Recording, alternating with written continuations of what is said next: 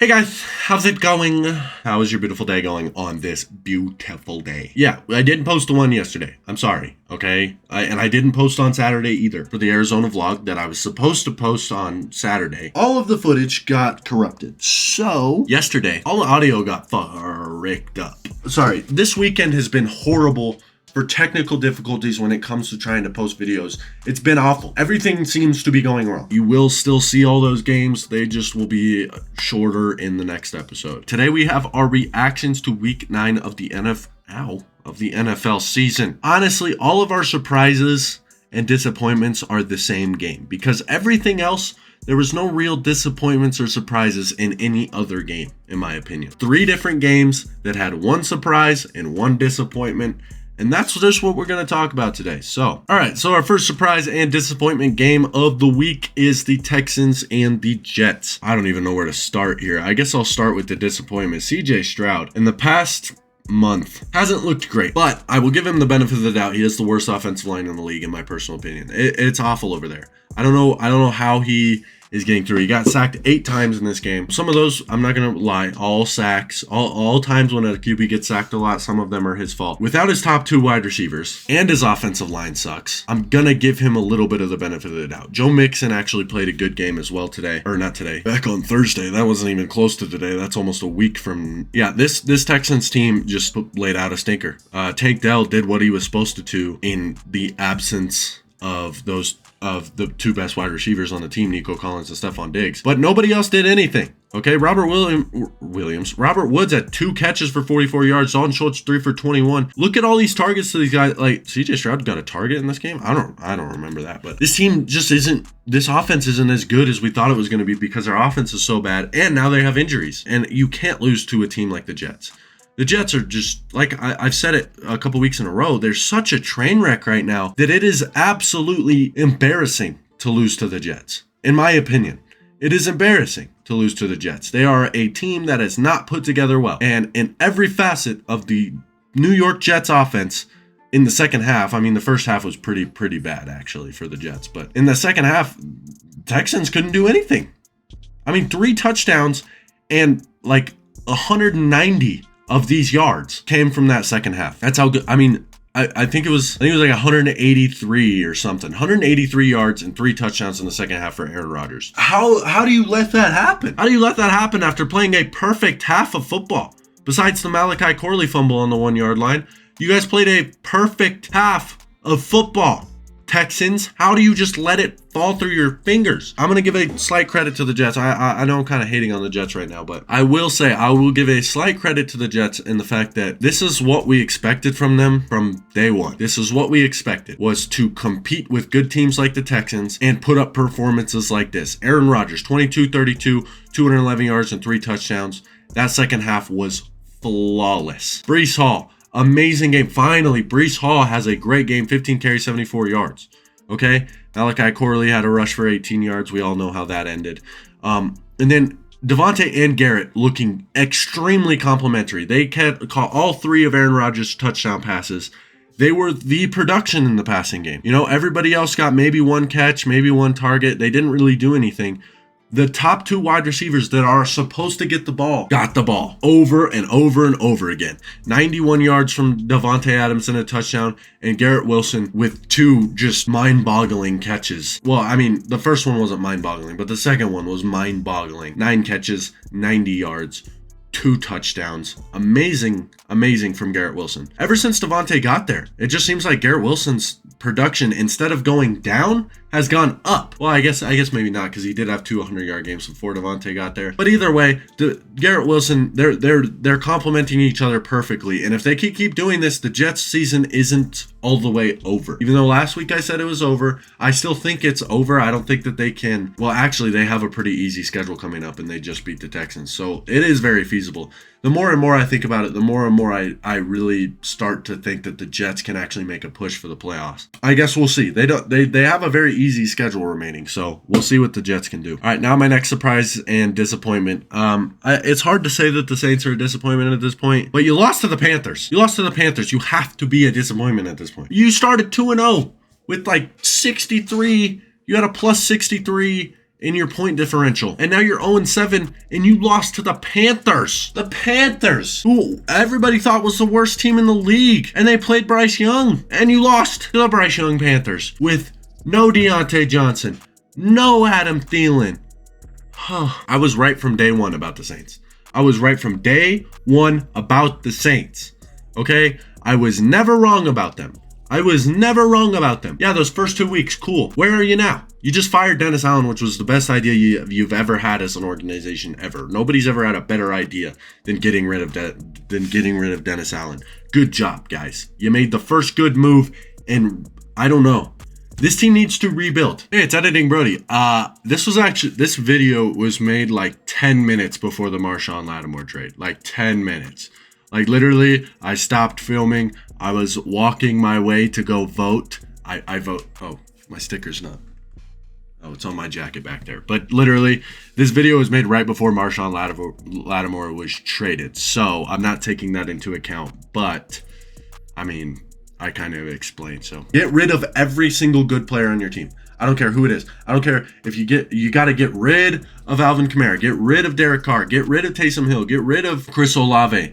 Like, literally, I don't care who. If they have talent, get rid of them and get draft picks. If anybody on your team has, like, solid talent, pawn them off, get draft picks, and whoever has big contracts, anything. Get everything out of here because you guys don't have the money to be if you really want to be a good team, then get rid of everybody. Because if you're just going to keep running with this team and keep just not being in the salary cap, and you're never going to be more than mid. You're never going to be more than mid. You may never even be better than bad. You have to it's officially, if anybody in the NFL needs to start a rebuild, it is the New Orleans Saints. They need to immediately start a rebuild and start over because this team is awful. And Chris Olave, man, you're one guy that's like Tua, where it's close to where you might need to retire. The amount of times that we've seen Chris Olave's head bounce off the floor, it's not looking good for Chris Olave. I love Chris Olave as a player, but I mean, dude, you got to pick your health at some point because continuing to bounce your head off the turf is just not going to work well for your career. The Panthers, you're one of my surprises of the week, but I mean, you didn't surprise me that much. Chuba Hubbard played fantastic. Good job for Chuba. But, I mean, the team still didn't play overly amazing. I mean, Bryce Young didn't play that great. The defense wasn't overly amazing. But I'm giving you a surprise because you won the game against a team that I definitely thought you were going to get manhandled by. I mean, I thought the Saints were better than that with Derek Carr in the lineup, but apparently they're not. Now, our third surprise and disappointment of the week, the Cardinals versus the Bears. I don't remember who I picked in this. I think I picked the Bears, but I mean, Caleb Williams the past 2 weeks has looked pretty bad. He's looked pretty bad. He torched some bad defenses.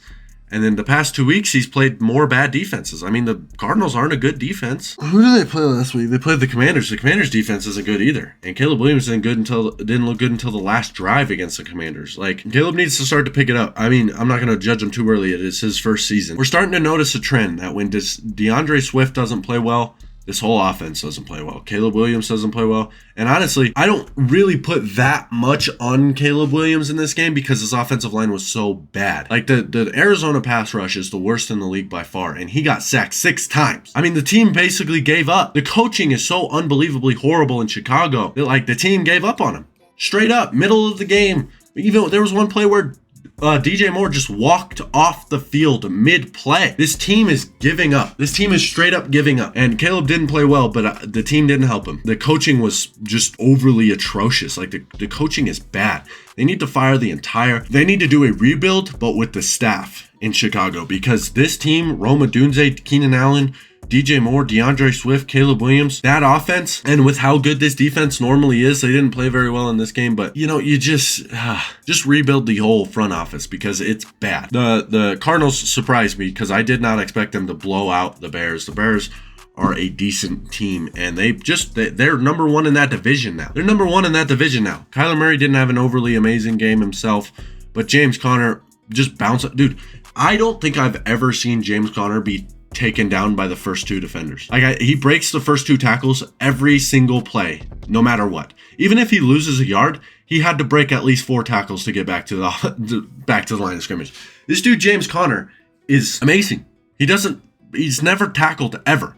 And then obviously Amari Mercado with that big run at the end of the half. And then Trey Benson played all right. The rushing game in this game for the Cardinals was very good. They ran for 213 yards, 6 yards per carry, and 3 touchdowns. A surprise to the Cardinals for actually playing some great defensive football in this game. They played great defensive football for probably one of the first times this season. Let's see, other games I want to talk about. I want to talk about this game because you guys know why I want to talk about this game. You guys know why I want to talk about this game. Now, to avoid it from getting copyrighted, I'm not going to put the play just straight up on the screen. But right here, if you see my cursor, just watch this box. Okay, we're waiting for an ad currently. But just watch this box. Watch this box. You know, just who I just want to talk about this freaking play because who thinks to turn around and jump backwards over a dude? Who thinks to do that? Who thinks to do that? Nobody.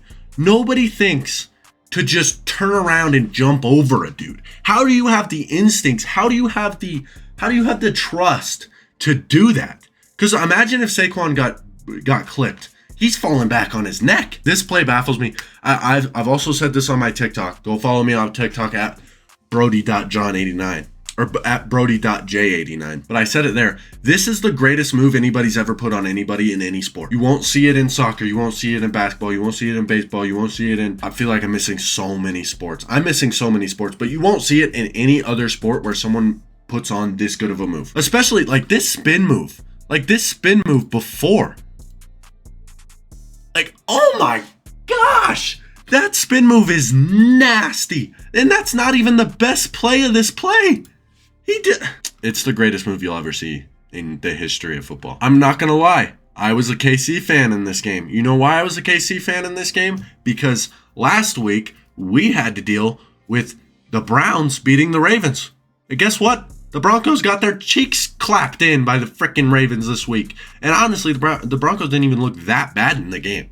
They didn't even look that bad, and they lost by 31. I was a kind of a Chiefs fan because if the Buccaneers won this game, the Broncos 100% lose next week. Now that the Chiefs won, and they're still due for one, Denver has a decent chance in that game. Do I think that they're going to win? I don't really think so, but they definitely have their chances 100% higher. I mean, Patrick Mahomes finally won a game without throwing an interception. It goes, so good job on him, I guess. Indianapolis, I hope you realize your mistake that you made. Put Anthony Richards back in the game. Joe wasn't the answer. The dude sucked. He was worse. This offense was worse. That's all I really have to say. Put Anthony Richardson back in the game because you guys made a dumbass decision by taking him out. I don't know what you guys were thinking. Detroit, best team in the league. Best team in the league. I've said it for a lot of weeks in a row. Look at this run. Look at this. Look at these dudes. The best run attack in the league. And it's not close. It's not close. It's not close. It's not even close to close. Sonic and Knuckles. I'm gonna need to get a Sonic and Knuckles like shirt, like a Sonic and Knuckles graphic tee of these two dudes. Like someone make a graphic tee of these two guys because I'll buy it. I'll pay $5,000 to buy that shirt. This will probably be the last game I talk about. The Dolphins season is over. They did put up a good fight against the Bills, but you're 2-6 now. You had to win this one. This was a must win, and it was a flawless game. Two only threw 3 incompletions, 231 yards, and 2 touchdowns. But they still didn't win. They still couldn't win. Their rush game was so much better. Everything about this team was so much better in this game, and they still lost. And you'd like to think, oh yeah, this was a building block. Miami can build and, start rattling off wins. It's not going to do much. I still don't think they make the playoffs, and even if they do, they're probably a first-round exit team just because Tua's not good enough. And if we look at this schedule, you're losing to the Packers. You're losing to the Rams, they could win. But, I mean, realistically, you have to beat the Rams, the Packers, the Jets is a toss-up, but you have to beat the Texans, the 49ers, and you have to beat the Jets twice. It's not looking good. It's not looking good. In my personal opinion, the Miami Dolphins season is over. And I honestly think the experiment with this core of players is over. You're never going to win a Super Bowl with this team. You got to change it up. And I know it's starting to look better. I guess if you finish the season, say you finish the season 7-2, does that really change anything? I don't know if it would. I don't know if it would. And maybe it does. Maybe it does. Maybe you keep the core together and say, hey, Tua was hurt this season. Let's run it back next season. But I mean, that's if you go 7-2 or 8-1. If you go 4-4 to finish the season, I think this team is done. I think you're over with, you know? So anyway, I hope you guys enjoyed this video. If you did, please go down and leave it a like. Subscribe to the channel if you can. It really helps me out a lot. Just click that white subscribe button and comment down below what you think about my video. I'll see you guys later.